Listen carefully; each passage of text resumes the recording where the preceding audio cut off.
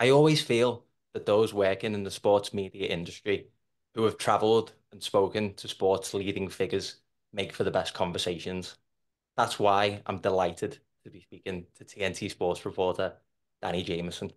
Danny, it's great to have the opportunity to speak with you, especially at the business end of the season where I know everyone's so busy.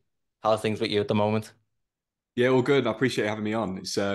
Yeah, it's been busy and chaotic as expected, but I mean, it's the best time of the season, isn't it? If you're busy and you're doing these sort of games that really, really matter in these last few months, it's as much of a buzz working in it as you got when you were a fan or watching your own team. It cannot be beaten. No, especially this time of the season, as you say. And I wanted to start by talking about your recent trip to Leverkusen. Mm. Um, Amongst the best stories to come out of world football this season, be that Jurgen Klopp's decision to leave Liverpool, Jude Bellingham's debut season at Real Madrid. For me, from a sport and achievement standpoint, uh, I think what Xabi Alonso has achieved at Bayer Leverkusen, them being 45 unbeaten at the time of recording, going for an unprecedented treble, is just beggars belief. And you were, of course, in Leverkusen a few weeks back as they took on West Ham in the Europa League, and of course, since progressed to the semi-finals. Uh, I wanted to ask just to start, what was the mood like in and around the city? So it's strange. You probably should explain first of all, so I imagine like a lot of people in England, I first became aware of Bayer Leverkusen in the famous Vizekusen season, Neverkusen, where they finished second in everything around the turn of the century. So I always thought that, wow, this is a big German team. I think it was 10 or 11 at the time. It must be one of these big, famous, big city teams with big fan bases that you always sort of assume happens in the Bundesliga. Um, but they really aren't. Like obviously, people know their history as being the works team of Bayer, the pharmaceutical company. That's how they got their formation in 1904. But the actual town itself is really, really small. It's just outside Cologne, near Bonn, Dusseldorf, these big, big German cities. So when we got there, it's really not a big place at all. It's the stadium is only 30,000 seats, so it would be relatively small in the Premier League, um, which sounds daft, but you kind of were a little bit surprised because it doesn't necessarily feel that way. Um, in terms of the mood in the city, it's difficult to tell because we didn't really go there. We were staying right by the stadium because it's easier to get to all of our sort of media commitments, and you don't have a huge amount of downtime to explore when you're on these kind of trips. But talking to some of the local media, and then the day before the match, we spoke to Xabi Alonso and we talked to Jeremy Frimpong as well, and they just seemed remarkably level headed about it all. Like it was just like, yeah, this is happening. Yeah, we're unbeaten. We're just going to treat it as if we're not. It was incredible to see. I mean, that's I guess why Xabi Alonso has been such a successful manager so quickly. He's only been a first team coach for 18 months, I think it is, something like that. So you can see why he's managed to have success so quickly. But yeah, all of the supporters were, I don't think they could quite believe it because they've had this long history effectively of almost getting there and failing and never quite getting over the line. They've had it. They've lost the league on the last day of the season. They had the season in 2002, I think, where they finished second in the Bundesliga. They lost the Champions League final. They lost the DFB Pokal as well. So I think that was kind of the overriding emotion, where it was a bit like, oh my goodness, we are going to do it, and we're doing it in this most incredible style, which has been incredibly enjoyable. So it was a bit like dream state almost, where it's like, I don't believe it's happening, but oh my God, it is. Let's just enjoy it while it happens. The funniest thing was when we went there before the first leg of the West Ham, they could win the league on the Saturday against Werder Bremen. And they were genuinely worried about where they were going to have like the civic reception, because Leverkusen itself doesn't necessarily have a big enough space to have the celebration with all the supporters, because usually you'd have it outside the town hall or something like this. So they were a little bit worried about where they were going to have it. Not sure exactly where they plan to do it just yet, because of course they still have the German Cup final and possibly the Europa League final. But yeah, it'll be interesting to see what happens when it does take place, because yeah, I don't know where they would do it. I think there'll be a lot more people than they anticipate coming out. Yeah, I'll pay attention from that moving forward. That certainly is interesting. Um, talking of Xabi Alonso, now in the return leg in London, he said pre-match the exact same thing that you said when we were talking on Instagram, that for his philosophy and tactical approach to work, it requires really good footballers. And if you think of how how much quality they have from back to front, Jonathan Tah at the back, Alex Grimaldo, Jeremy Frimpong out wide, and that creative outlet and Florian Wirtz. It's how that team has come together in a short space of time is remarkable. So for you, obviously speaking to Alonso in Leverkusen and watching his team in person, what stood out the most? Well, in terms of first, we should say in terms of the individuals, Florian Wirtz is, I think, one of my favorite players in Europe at the moment, and I'm so intrigued to see what he does at the European Championships this summer, where I imagine he'll be the creative fulcrum of Germany's team. But from listening to lots of interviews with his players and then talking to him and as we said with Jeremy Frimpong, they just all seem to, firstly, they have immense respect for him as a person. That you see clips popping up on social media all the time of him in training, and they all seem pretty sure that if he wanted to join in with training, he'd probably be their best player still, because he's still got that range of passing, which obviously never leaves you. But he seems to have a way of relating to players and a way of making them buy into his ideas very quickly. And that's the most impressive thing. Like against West Ham, David Moyes went there with an idea of trying to limit them and make it a one game shootout almost back at home, where they've been very, very good and they've had good success. And it very, very nearly worked, where like Mikel Antonio gave Jonathan Tah nightmares. He had him on toast the entire night. But after 82 minutes of just intense pressure, where there were times where every single Leverkusen outfield player was within 35 or 40 yards of the West Ham goal. And it's all of these rotations and movements, and players would pop up elsewhere. Like Granit Xhaka would appear on the right wing, and then Florian Wirtz would be over on the left wing. And it's amazing to try and keep track of. And they just grind people down. And that's what they've done so well. It's so difficult when you have these players who are so well drilled. And I think Owen Hargreaves made the point on TNT's coverage, where they're exceptional on the ball, but off the ball, they're even better. The way that they press is coordinated. Everybody knows what they're doing. The triggers are so quick. And look, we don't see what happens on the training field, but for Alonso to be able to drill that in so quickly with a team of very good players, as he said, but to make them all, like, none of them stars, are they really? None of you. If you're making a World 11, none of the Bayer Leverkusen players get in probably into the squad, even if you're making a 26-man squad, say. I don't think any of them get in. But together, they all work so well in tandem. It's so impressive to watch. When they play next week, don't they, as we recall, when they play in the semi-final against it's Roma, they play. Watch them off the ball and just see how quickly they all react to each other and where the ball is and what the opposition is doing. That's what makes them so good, because it's suffocating. Like West Ham couldn't get out for a lot of times, and West Ham are a really good side and are very good at what they do. But Leverkusen are just they're on another level, and everybody assumes this is a one-off. I wouldn't bank on it. They'll take some stopping next year as well, and it will be really good to see, now that Alonso's staying as well, what they do in the Champions League next year. Yes, most definitely. And I think David Moyes was spot on post-match when he said we're playing against the Champions League caliber side here. Absolutely. Yeah. Absolutely. And one of the most incredible things, as far as Alonso as a young coach, of course, he's like this new breed of coach, which I obviously think helps him relate to the new breed of players a lot more in a sense.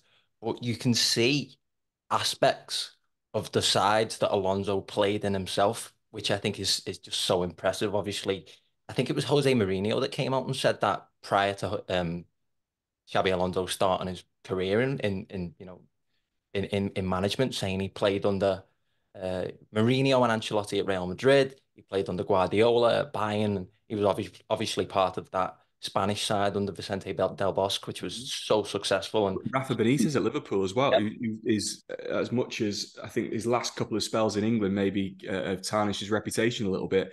He's one of the more influential coaches of the last sort of 20 years when he first came to Liverpool and he did at Valencia. Like, this is the thing, you tot them all up and who Alonso's played for. It's pretty much, I mean, who's missing of like the most influential coaches of the 21st century, really? Not many. no, not at all. And I think that's what makes them such an interesting watch. And obviously, with him pledging his future to Leverkusen, you'd hope the core of the squad stick together. And as you rightly say, might see what they can achieve further afield. Now, one of the reasons that I was so eager to talk to you, Danny, was the fact that whilst you're reporting on the best that European football has to offer, uh, you're also keen to cover the likes of the National League the following weekend. As a reporter, how important is it for you to be adaptable and willing to work at different levels of the footballing pyramid? It's absolutely crucial. I mean, football's football. I've always taken the attitude that whatever game you're covering on a Saturday, treat it as the most important game of the weekend, because for somebody somewhere watching, it is the most important game. You know, I've back in the days when we had BT Sports Score, we'd do very, very early rounds of the FA Cup where it'd be the extra preliminary round where these are, seventh, eighth tier teams. And like, this means a lot because you get, I think, something like £4,000 for winning, and that can be transformative for these clubs. So you have to put the work in and learn about players that there's not a huge amount of information on, and figure out new creative ways of telling that story and making people that are watching care. I mean, I'm pleased you mentioned the National League because it kind of has, I think it had a reputation in the past of not, being 4-4-2 Route 1 hoofball. And to be honest, I don't know whether just the Wrexham story last year has made people realise, but for a long time, it's been a lot more than that. It's all bar three teams this year, I think, are fully professional. And the standard of football is so much better than people give it credit for. And throw in the fact that, I mean, it's absolute chaos week on week. You watch some of the live games we've had this year and the playoffs that are starting at the moment. The last 3 seasons, honestly, I can't remember as much drama being thrown into a set of playoffs as there were in the National League ones. We've had last-minute goalkeeper goals. We've had ridiculous comebacks from in injury time, of extra time.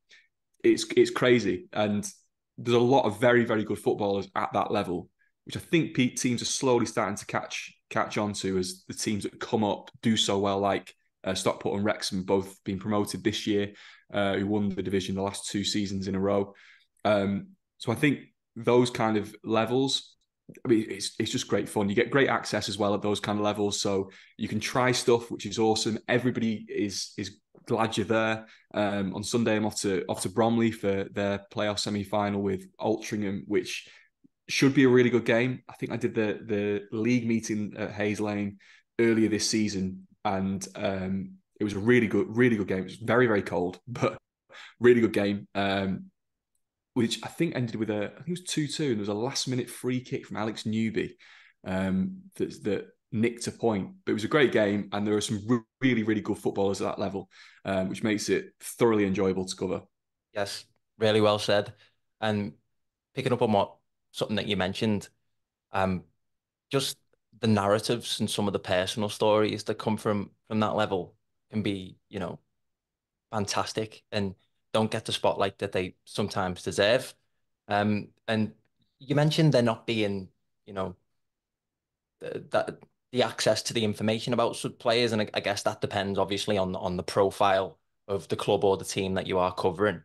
And from a research and preparation standpoint, how do you approach things? Because, you know, it can be some of the most fun and challenging part of the job at the same time. And it can often determine whether you're going to be successful. Um, and if you can compare that with experience, say earlier on in your career, how has your research process changed to now? I guess it's definitely become more refined because when you start out, I remember when I did my first few games, you ask a lot of people, how do you do it? How do you find stuff? What do you prioritize? And everybody has their own way. So you end up sort of nicking bits and pieces here and there, and eventually you kind of figure out what works for you. And depending on what the job is, what you quickly realize what is likely to be used. I know you've spoken to commentators and reporters on here before, and I'm sure almost all of them will have said of your research, probably 95% of it never gets used Yeah. and will never even come close to being used. But you never know. And you'd much rather have something and not need it than not have something and need it. Um, but yeah, in terms of the process and how it's changed, generally speaking, so long as I've seen the last few games that the teams have played, so you have an idea of what the recent form has been, how they've been playing.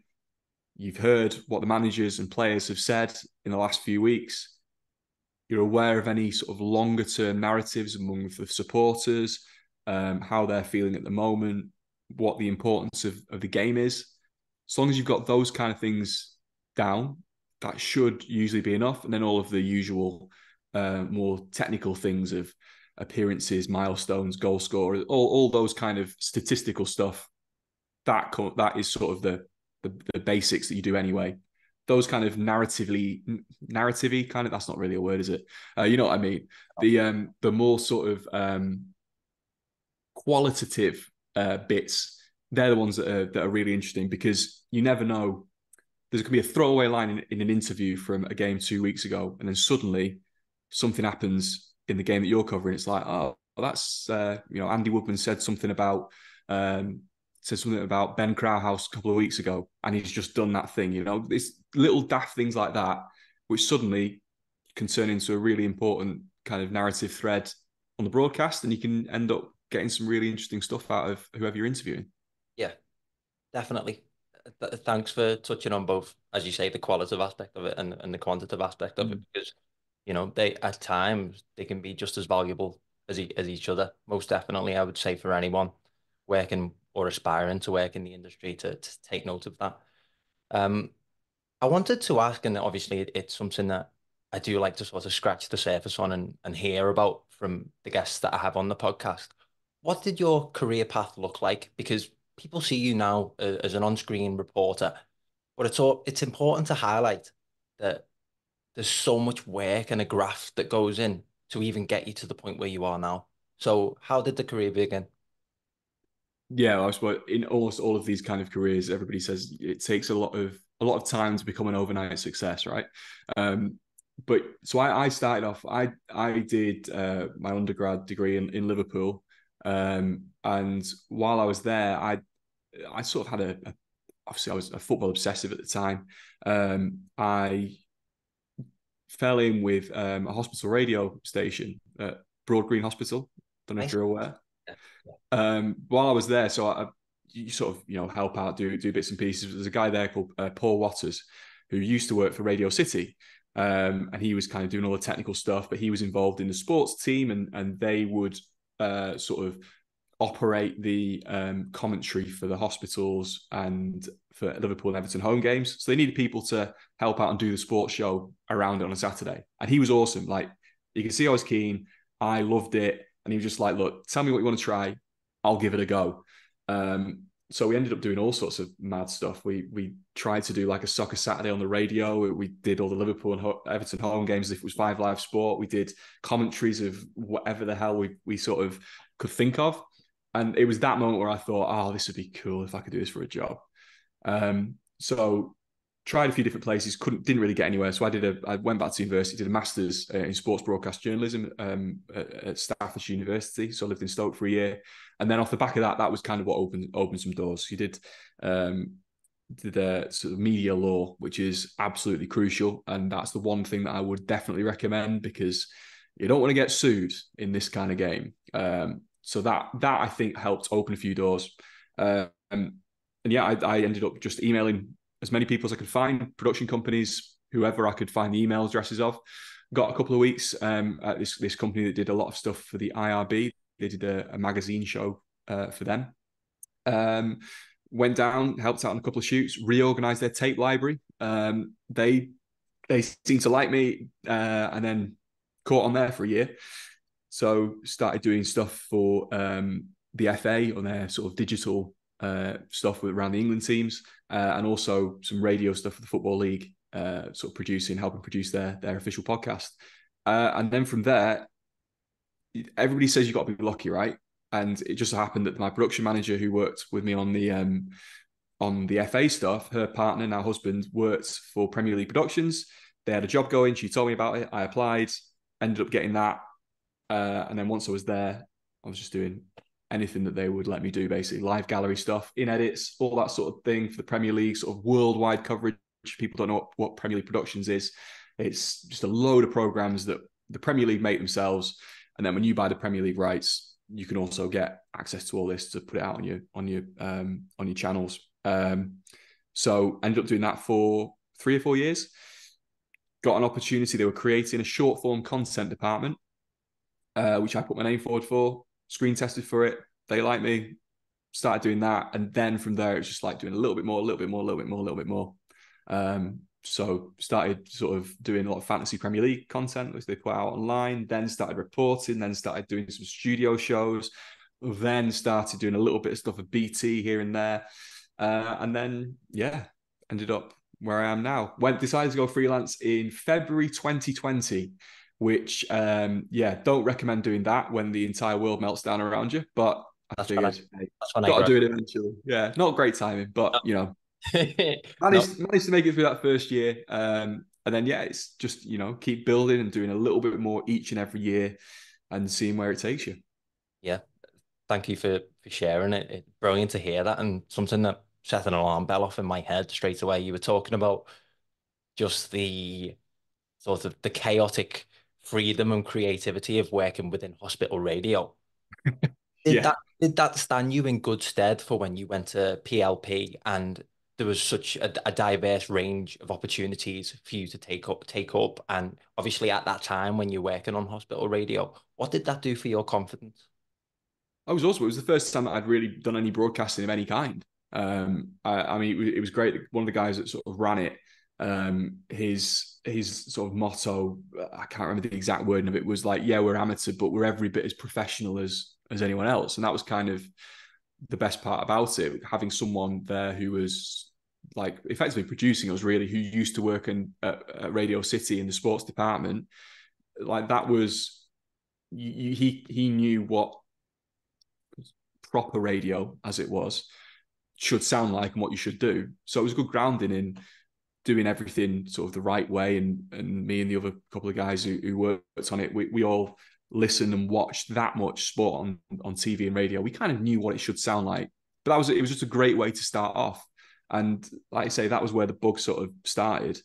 And, among that, you don't have all the luxuries of professional radio, but you make it work. And even if it was just like me and someone else in a studio talking for 4 hours with nothing, like no live coverage of anything, you just figure out a way to do it. So it was a really good way to start, and it gave me, like I say, a really good grounding. And by the time you get to PLP, where you have actual edits and you have all of these ways of getting footage into edits really quickly. You can find old games dead easy. It was like, oh my God, this is a luxury. This is fantastic. So it was a nice way to sort of get in. And I'm eternally grateful for that as a way in. It seems like that's a popular way in for a lot of people, hospital radio. It's maybe not so much now as it was maybe 15 or 20 years ago, but I could definitely recommend it as a way of getting a lot of reps earlier than you maybe otherwise would. Yeah, establishing a work ethic essentially to an extent. Yeah, absolutely. All of those kind of things. Work ethic, you can sort of play around and figure out what your style is as well, because Yeah, it's relatively low pressure in as much as you can experiment and try things. And if it doesn't work, you just don't do it again. Whereas, maybe if you tried something new at this stage of my career, it might not go down quite as well. yeah. But I mean, like as you rightly highlight, there are certain skill sets or habits that you develop that stand you in good stead for when you go from, say, an amateur setup to a more professional environment, which, you know, I think is spot on. What was the biggest transition for you when it came from making the move from radio to TV? I think you kind of have to. They're two extremely different mediums, and I'm so in awe of anyone that can do both well, particularly commentary, which is not a thing that I've ever done. But you kind of have to realize that you don't need to say quite as much on TV because a lot of the time people are seeing things. You don't need to describe what you're seeing necessarily. Um, but particularly when you kind of like producing stuff or editing stuff for TV compared to radio, I mean, it sounds incredibly obvious, but like you've got an entire new medium that you've got to pay attention to. If it's radio, it's just audio. TV, you've got both. I know that sounds incredibly daft and quite basic, but you do have to think about both of them at the same time and how they relate to each other and what the best way to get the best out of both of them in relation to each other is, if that makes sense. So that was probably the biggest thing where you go from thinking just in audio and it's fairly linear and you put this, and it's all kind of, all relatively boxed off. But then suddenly when you've got pictures to play with as well, and then trying to make sure that the audio matches the pictures. And like, for example, now what you're writing or what you're saying matches and elevates the pictures. That's probably the big, it's the big obvious difference, but that's probably the most difficult thing to try and master, if you can ever master it, to be honest. It's always a learning experience and trying to refine that sort of process down as well. Yes, I remember speaking to Gabriel Clark not too long ago, who said one of the He's the biggest, master at it. yeah, 100%. It was such an honor to sit and pick his brain that he said, even at the stage of his career that he is now, that he's still finding out like just how important audio and sound is in the use of film and TV. And So you can tell, right, when you watch his pieces for ITV. I mean, I'm sure every reporter or anyone that does those kind of feature pieces will say he's the standard that we all kind of aspire to.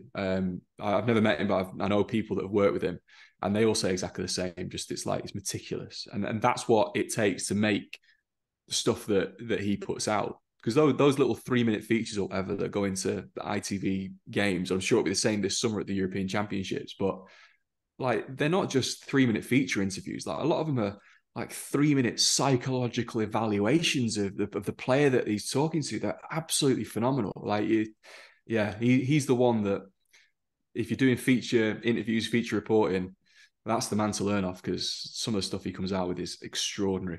yeah, and without question, one of the key inspirations for my career path, certainly. Um, as far as defining moments or mentor figures along the way, are there any that spring to mind as sort of launch pads or learning experiences that you've taken key lessons from moving forward? Uh, there's probably not like one moment individually because pretty much everything that you do, there's always nothing you do is ever going to be perfect. So every single broadcast, there'll be something where you watch it back and like, oh, I wish I'd not done that. I Yeah, wish I'd phrased that slightly differently. I shouldn't have looked over there doing this. There's always stuff where you watch it back and you just think, oh, I wish I'd had that back. But hopefully they're the kind of things where you only do them once and you learn not to do it again. So there'll be thousands of those. Pretty much every single game I've ever done, I think there's always something you'll watch back and think could have done that better. But yeah, every single one. The first time you do anything new is always I suppose the more defining one because you you can do all the preparation you like. You can do as much as you want, but until you're there and you're in the moment, you don't know how you're going to react to stuff. And you don't know what you're going to do. So those first ones, like for example, the very first European game I did was Conference League. It was Rennes against Leicester about it must be 3 years ago out in France. And yeah, it was the first away game I'd done.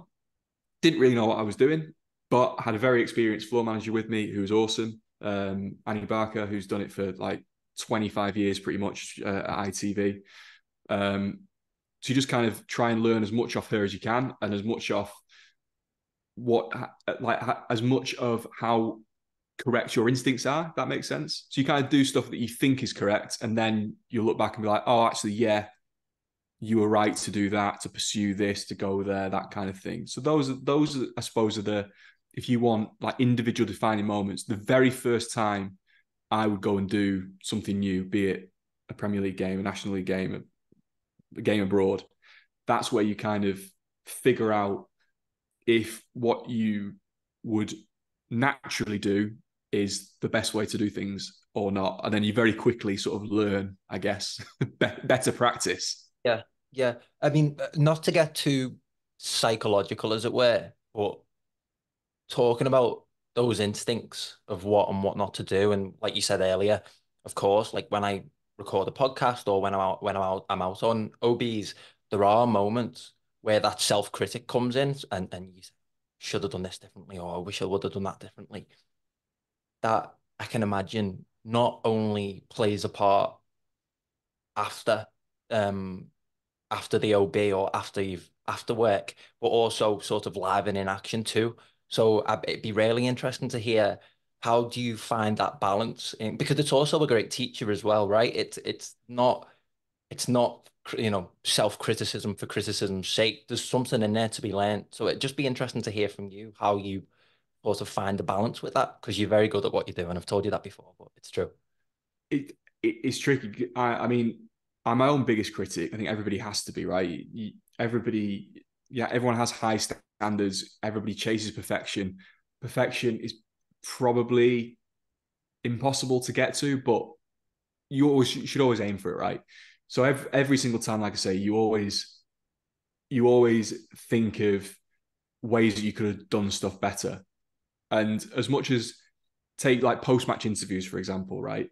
They're probably, I would say, in my job, they're probably the hardest things that you do, right? Because you have, let's say, 2 minutes to get something interesting out of someone who probably doesn't really want to talk to you, especially if they've lost.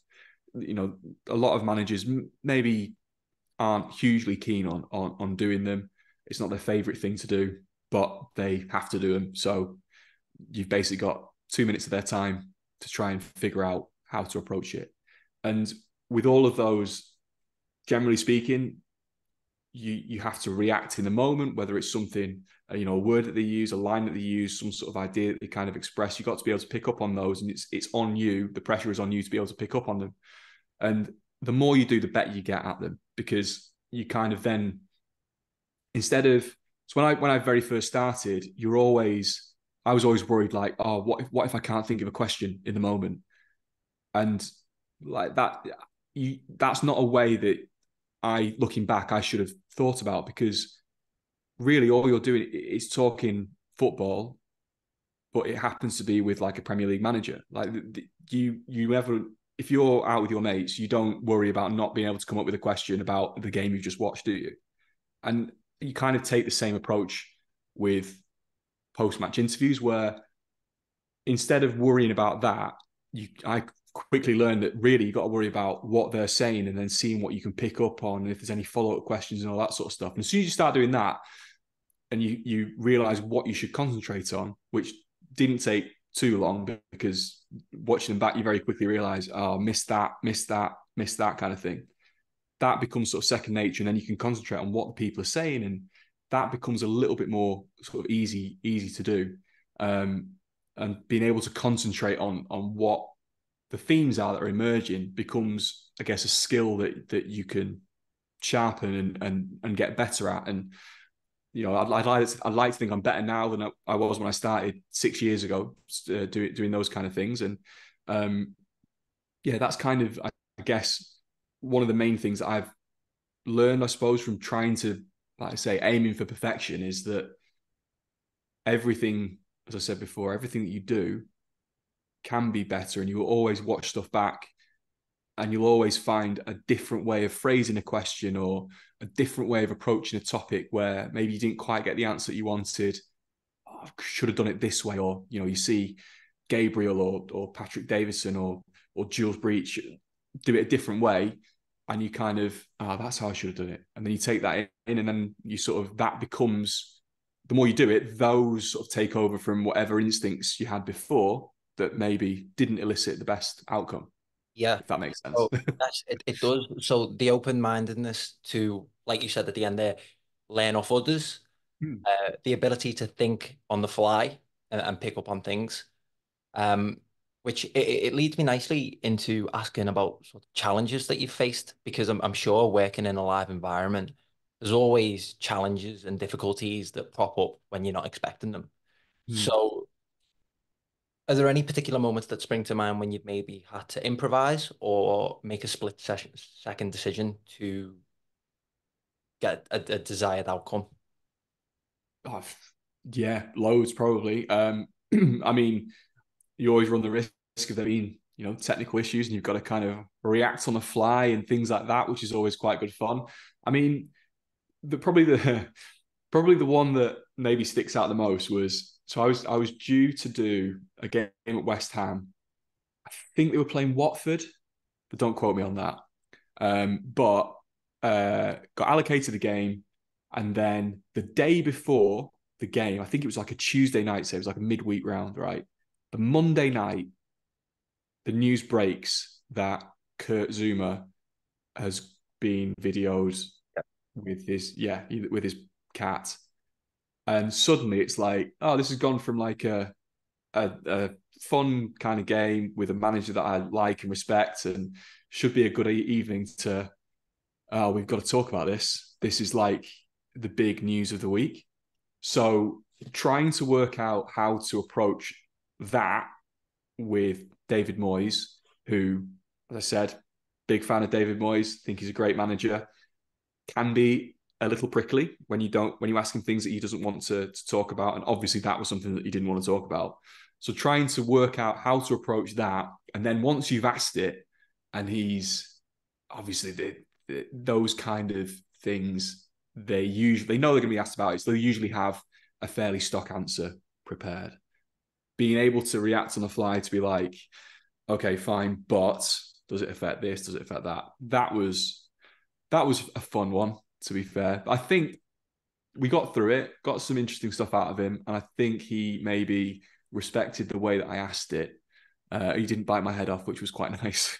But those kind of things, where it's stuff that you just can't prepare for, like those kind of things, yeah, they're the fun ones. But like they're the they're the good challenges. You don't want it to be, dead simple.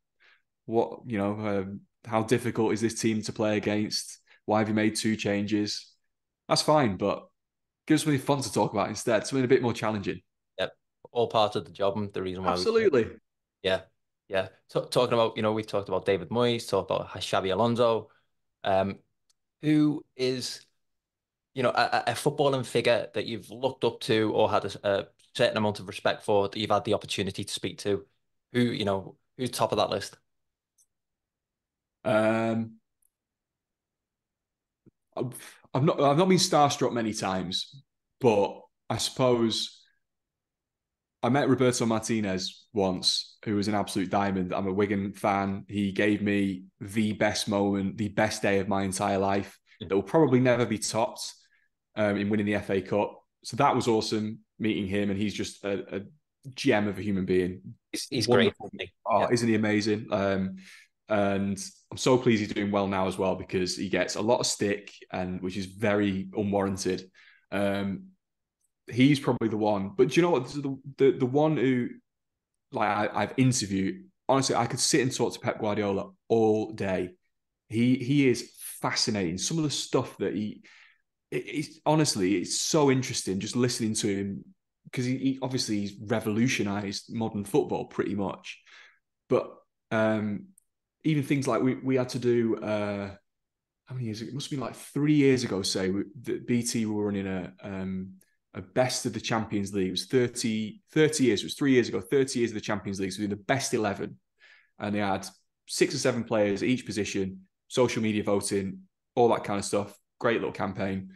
And when we were doing the match day -1 interviews, so before Champions League or Premier League or whatever, they were trying to pick up a few different like football figures talking about the players that were involved they maybe knew. So I was doing a Pep Guardiola interview, and the two that we had to ask him about were Lionel Messi and Luis Figo.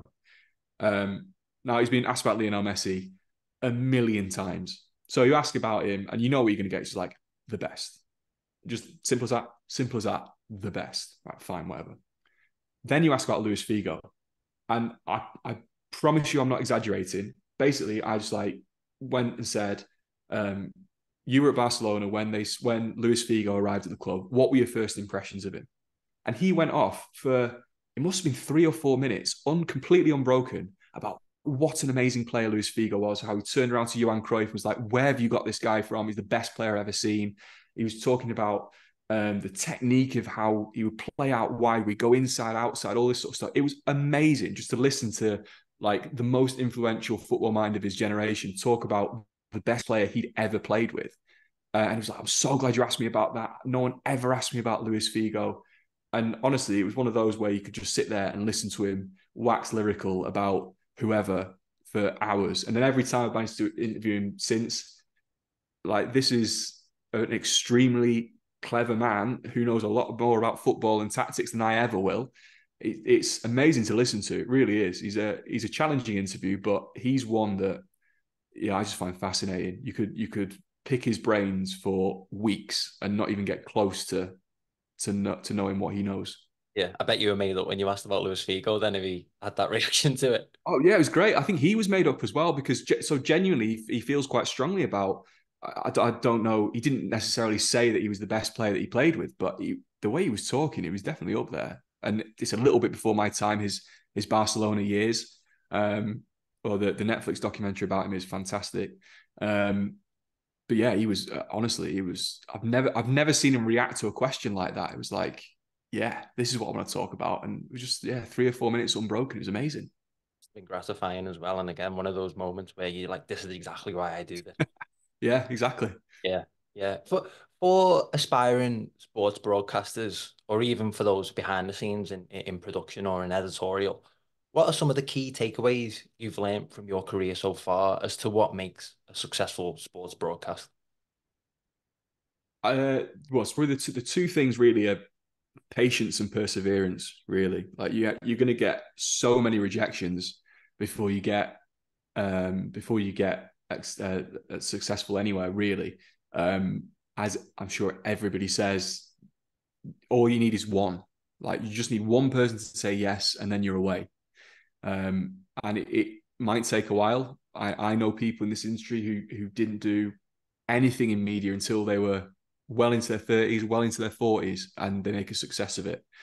And the other thing is, like you do have to be lucky, but put yourself in a position where you can get that luck. So you just have to be ready and prepared, and so when you get an opportunity, you're in a position where you can take it. Worth like things like when this short form content thing sort of was created effectively, I felt like I was ready to go and did the screen test and was all right and was taken on. And then everything that sort of comes your way, it's like, yeah, I'll do it. Whatever it is, I'll drive to Lincoln or whatever on a Tuesday for a game or something like that. Just take every opportunity that comes your way. And if you keep doing the right things, it will eventually lead there. It's the old trust the process. Is that that's the football buzz phrase at the moment, isn't it? Yeah. But it's true. Like you do have to sort of trust that if you keep doing the right things, eventually it will pay off. Yeah. Yeah, you'd like to think so. There are certainly times where, again, that self-critic aspect kicks in, and yeah, it certainly does with me sometimes, where you question why you're doing certain things. But I could definitely say, if I was to rewind the clock to, 2020 when I graduated, and I was to say, right, in 4 years, this is where you'll be, and this is what you'll be doing. I would have snapped your hand off. So I can definitely agree with that. Yeah, that's the thing. Like it's very easy to it's very easy to get caught up in the LinkedIn grind mindset, and that's fine. But at some stage, you do sometimes have to stop and just think, yeah, you're doing all right. Like if you look at where you are now, where I am now. Do you want to be doing more? Sure, but at the same time, if you told yourself when you were 10 or 11 years old, this is what you'd be doing for a living, I mean, you're taking it, right? So those kind of things, be grateful of where you are, stay humble, keep putting yourself in the right positions, keep putting the effort in, go above and beyond, be enthusiastic, be a nice human being as well, which massively helps. And eventually, all those things, if you be good to people, and they'll be good to you, and hopefully, eventually, once you get your foot in the door, it's a lot easier to stay in the door than it is to be out. You just need that first break, and that's where the perseverance, the patience, and then being a little bit lucky, that all comes into it. But then once you're in, it's a heck of a lot easier, because then you can know people and they move around and they might think this will be perfect for you, this will be perfect for you. And then before you know it, just keep doing a little bit more, a little bit more, a little bit more, and you never know where it'll take you. Yes, sir. I can certainly echo some of that and definitely sort of relate to it in my own experience. And I think there's some definite pearls of wisdom in there as well. Now, just to put the career stuff to one side and just talk football, and just before wrapping this up, in the running, it's still a hugely exciting season in the Premier League. We've got a, whether you want to argue Liverpool are still in it or not, it's still not mathematically impossible. So we've had a three-horse title race. You mentioned the National League. Uh, Things are just so exciting. There's, it literally looks like a game of FIFA in the Champions League knockout stages. So, what are you most looking forward to in this running now? Is it too much of a cop out to say all of it? That Yeah. feels incredibly weak. Well, obviously I'm biased, but the National League playoffs every single year, no matter who's in them, always deliver ludicrous drama. So we've already had so this week they had the eliminators. We've already had the Gateshead situation, which caused a little bit of chaos. But then the game on Wednesday between Solihull and Halifax, Solihull were 3-0 up. Halifax don't score loads of goals, don't concede many. Suddenly, Solihull are 3-0 up. Then it suddenly out of nowhere gets pegged back to 3-2. Halifax hit the bar, then Solihull go up the other end and score a fourth in the last few minutes. That's the kind of thing that's just like par for the course at this stage. But yeah, the semi-finals this weekend as we record, which is usually a stage where it really kicks off. And then next weekend, all live on TNT Sports, should say that, and Discovery Plus. Got all of the regional finals, National League North and South, and the National League playoff final at Wembley, all are next weekend, the bank holiday, which is usually incredibly entertaining, much better quality than you would think if you've never watched that level, the fifth and sixth tiers before. So they're usually ridiculous. But I mean, look, everywhere you look, the EFL finishes in the next couple of weeks as well. I mean, if you look at the playoffs in all three divisions, I think they're all still up for grabs. Promotion is still up for grabs in the Championship. The Premier League title race hopefully keeps going for as long as it does. I mean, the Champions League quarterfinals were insane. All four of them, both legs were ridiculous. And obviously, I'm biased to my Thursday nights, but my goodness, if you look at the 8 teams that are in the Europa and Europa Conference League semi-finals, some of those would not look out of place in the Champions League. I mean, Villa are going great guns in the Conference League, and have a manager with exceptional European experience in Unai Emery. But they're going to have to beat 2 very good teams to win that. All 4 of the teams in the Europa League, I'm pretty sure all of them have been in the Champions League in recent memory. I mean, it's just going to be, there's high quality games everywhere you look. And this is why, it's the best time of year, and enjoy it while it lasts, because we've got that horrible, massive, long 2-week break before the European Championships starts in June. So enjoy it while you can, because that wait's going to be awful. Oh, I know it will be. But listen, Danny, I can tell obviously just from our interactions beforehand that you're the type of person that I could sit and pick the brain of and ask all hypothetical questions and which free footballing greats dead or alive would you have round for a pint or whatever, but I'll maybe save them for another day. I know you're busy. I can't thank you enough for, taking the time out of your schedule to speak to me, mate. It's been an absolute pleasure. Keep on smashing it, and hopefully our paths cross again at some point. I appreciate it. Thanks for having me on. I just hope that some of my ramblings A made sense and B were helpful for somebody. But no, it's been good fun. Appreciate you having me on. Thanks, Danny. They definitely were. I've certainly learned a lot anyway, which is what I aim for with the podcast. So thank you. No worries at all.